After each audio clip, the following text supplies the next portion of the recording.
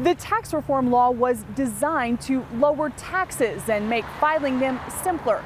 But for thousands of churches and nonprofits, it's costing them millions just to provide parking spaces for their employees. It's kind of unbelievable. Believe it. The law treats employee parking as a fringe benefit, imposing a 21% income tax on each parking space a church or nonprofit provides.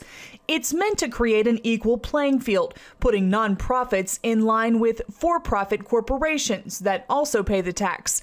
Dan Busby is president of the Evangelical Council for Financial Accountability. He says churches weren't expecting to get hit with, of all things, an income tax bill. There are nearly 15 million employees that work in the United States for nonprofits, nearly 10% of the workforce. So that's 15 million parking places. And conservatively, it is going to cost the nonprofit community as a whole up to $1 billion. That's a lot of money for ministries that rely on donations. So how much does a parking space cost? The IRS is still calculating it, and Busby predicts it will cost nonprofits even more money, as some will have to hire accountants to sort through the new requirement. Really something special. Last winter, as lawmakers touted tax savings and the ability to file on a postcard, no one mentioned the new tax on their local churches. Legislation to remove the tax is now before the House Ways and Means Committee. We had the big corporate, the push for corporate tax rate reduction and the postcard, and in between were a jillion pieces in that legislation, just like this one, that impact you and I. And millions of parking places. And millions of parking places. Jennifer Wishon, CBN News, Stevens City, Virginia.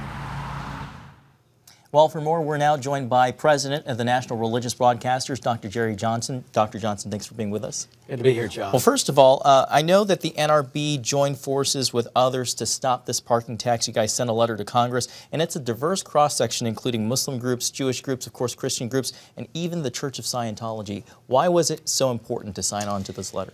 Well, NRB is really a First Amendment organization, and you know, this tax is really a violation of American church-state principles. That's the big issue here. The government should have no official relationship with a particular church or particular denomination.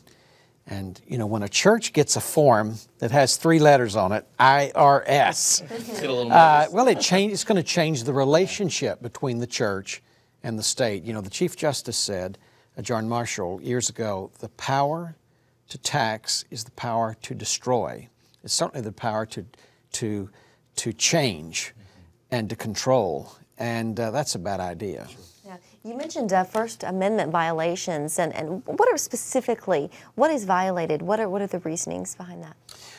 Well, you know, if the government can't establish a religion or a church or a denomination, what you've got here is, in effect, you know, with the filing of these taxes, you have got, there's a reason churches don't fill out IRS forms. They're not required to do that.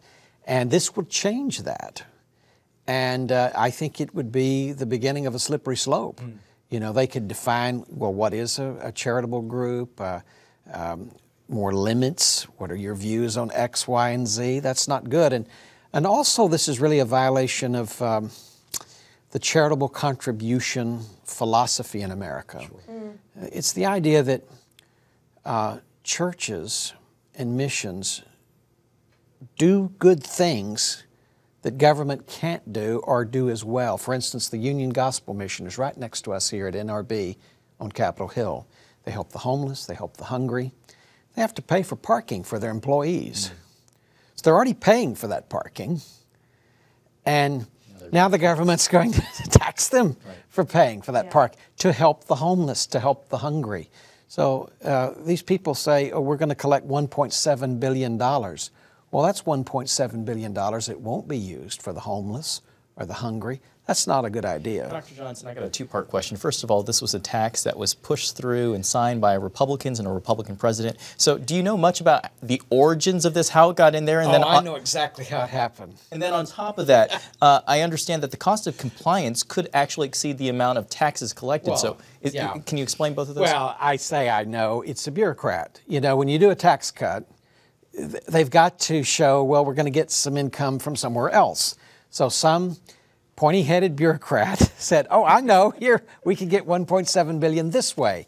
And the shame was, though, that the Republican leadership overlooked this, and we should not be dealing with this now in the 11th hour of this Congress. It needs to be changed. And yes, churches will not only have to pay the 21% tax, but they're going to have to hire tax lawyers, consultants, and and they're going to pay an additional expense just trying to figure this out, because hardly anyone understands really how it should be implemented. Dr. Johnson, Senators James Lankford and Chris Coons, they have reached out to the Treasury and to delay these tax liabilities. Do you think that these efforts can make a difference? Yeah, Jenna, we're asking the White House, and I think they're going to do this, to administratively not enforce this right away, and we're pressing the Congress. And I heard today there was some real movement on this, so people could call their senator, the congressman, and just simply say, don't charge churches for parking. Don't tax the churches, because it's being discussed right now. Lankford is really pushing this in the Senate. We're very grateful for that. Thank you so much. Thank you, Dr. Johnson. Thank you.